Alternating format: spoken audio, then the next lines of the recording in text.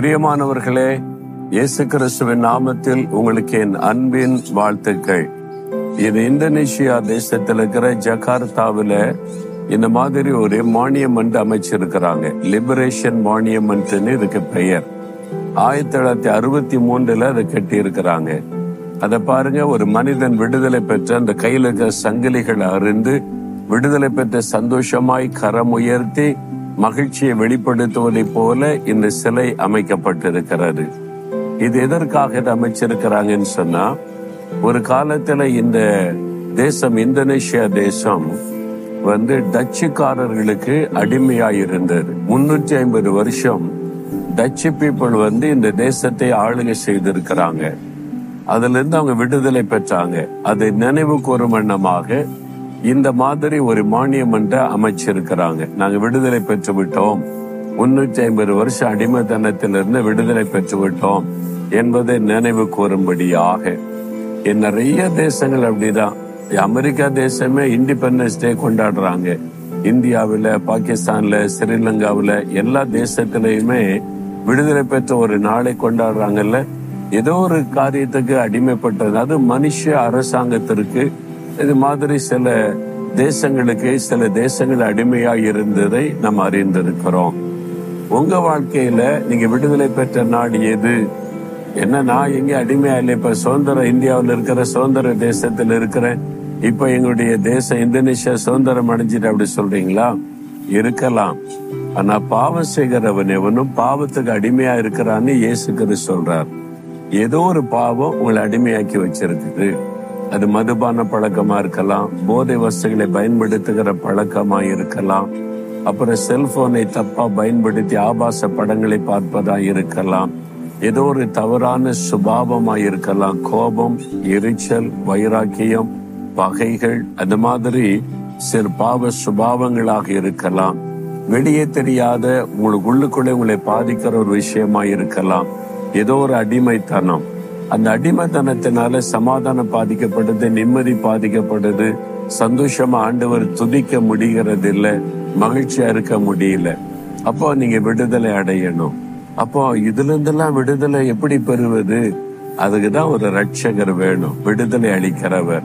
இயேசு கிறிஸ்து விடுதலை ஆக்கினால் மெய்யாகவே விடுதலை ஆவீர்கள் என்று வேதத்தில் சொல்லப்பட்டிருக்கிறாரு.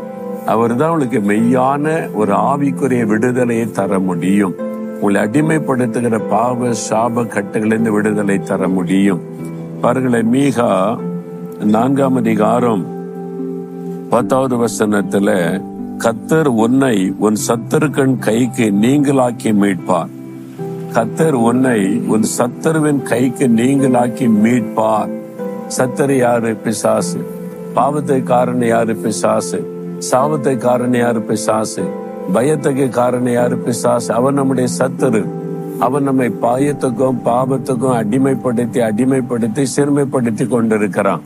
நீங்க வெளியில விடுதலையே வாழ்ற மாதிரி தெரிஞ்சாலும் ஒரு அடிமைத்தனத்துல கஷ்டப்பட்டுக்கிட்டு இருக்கிறீங்க.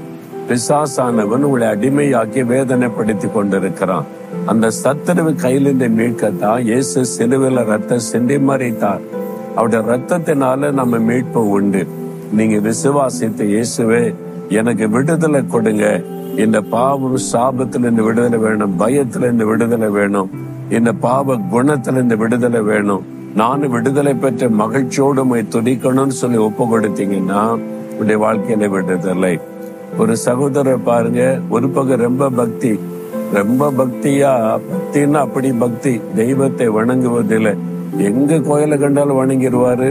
அது எந்த மதமா இருந்தாலும் இல்லை, எனக்கு எல்லா மதமும் ஒண்ணு, எல்லா கடவுளும் ஒண்ணுன்னு அவ்வளவு பக்தியா எல்லா கடவுளையும் வணங்குவாரு. ரொம்ப பக்தியா கடவுள் வணக்கத்துக்கு காலில் செருப்பு கூட போட மைல் கணக்கா நடப்பாரு. அவ்வளவு பக்தி. ஆனா 40 வருஷம் குடி பழக்கம், குடிய விட முடியல. இந்த பக்கம் பக்தி, ஆனா இந்த பக்கம் விடுதலை இல்லை, அடிமைத்தனம் தான். அப்ப பக்தினால பிரயோஜனம் இல்லை, விடுதலை வாழ்வு தேவை. அதுக்குதான் விடுதலை கொடுக்கிற ரட்சகர் தேவை. அதுக்குதான் இயேசு வந்தார். ஒரு நாள் இயேசு அவரை சந்தித்தார். அந்த 40 வருஷ குடிப்பழக்கத்தை ஒரே நாள்ல விடுதலை கொடுத்தார். ரொம்ப மகிழ்ச்சியா சொன்ன, இத்தனை வருஷம் இவ்வளவு பக்தியோட நான் எத்தனையோ கடவுளை பக்தியா வணங்கினேன். ஆனா எனக்கு விடுதலை கொடுக்க இயேசு கிறிஸ்து என்கிற ரட்சகர் தேவைப்பட்டார். என் வாழ்க்கையை மாறிவிட்டதுன்னு மகிழ்ச்சியோடு சொன்னார். அதுதான் இயேசு. உங்களுக்கு ஒரு விடுதலை கொடுக்கிற ஆண்டவர் தேவை, ரட்சகர் தேவை. நீங்க பக்தியா இருக்கிறன்னு சொல்லி திருப்தி அடையாதபடி விடுதலை பெற்று இருக்கிறீங்களா? விடுதலை வாழ்வு உங்களுக்கு இருக்குதா? யோசித்து பாருங்க.